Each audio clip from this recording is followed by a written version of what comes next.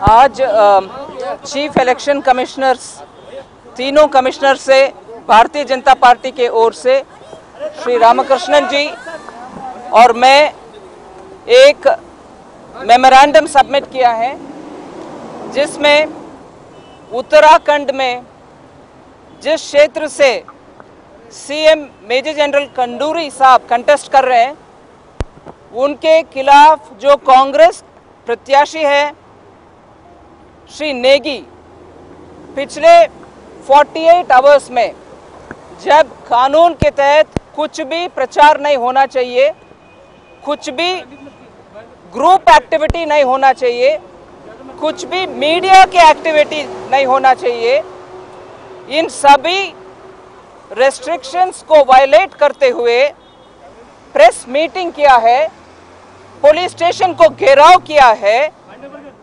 पत्थरबाजी किया है पुलिस स्टेशन में और सरकार की फर्नीचर वगैरह को तोड़-फोड़ किए हैं, जुलूस निकाले हैं, कोर्ट द्वार में ऐसे शराब पी करके प्रोसेशन में जाकर के सीएम के खिलाफ व्यक्तिगत गाली गलौज भी किए हैं। इनके ऊपर कानून के तहत कुछ भी एक्शन नहीं लिया गया है।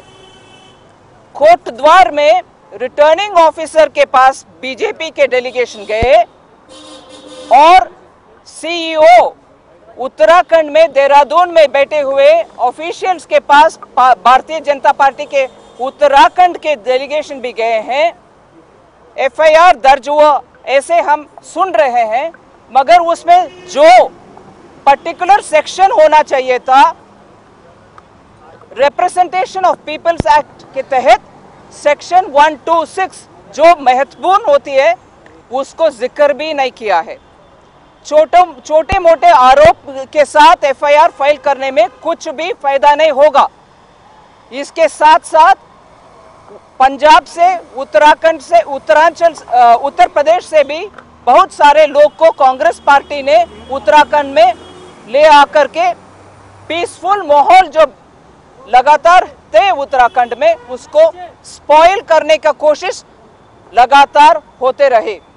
इसीलिए आज दिल्ली में चीफ इलेक्शन कमिश्नर के सामने डेलीगेशन में आकर के तुरंत कार्रवाई करने के लिए और कांग्रेस के कोर्ट द्वार में कैंडिडेट के खिलाफ तुरंत एक्शन लेने के लिए रिक्वेस्ट रखे हैं, मेमोरेंडम सबमिट किए हैं। उसके साथ जो मेमोरेंडम देहरादून में सबमिट हुआ, उसका कॉपी भी सबमिट किए हैं। हम तुरंत ये मांगते हैं, आज 30 तारीख है और उधर चुनाव आज हो रही है और 1.5 घंटे में 3 घंटे में खत्म होने वाले हैं। देर सही मगर दुरुस्त एक्ट करने के लिए रिक्वेस्ट करें। धन्यवाद।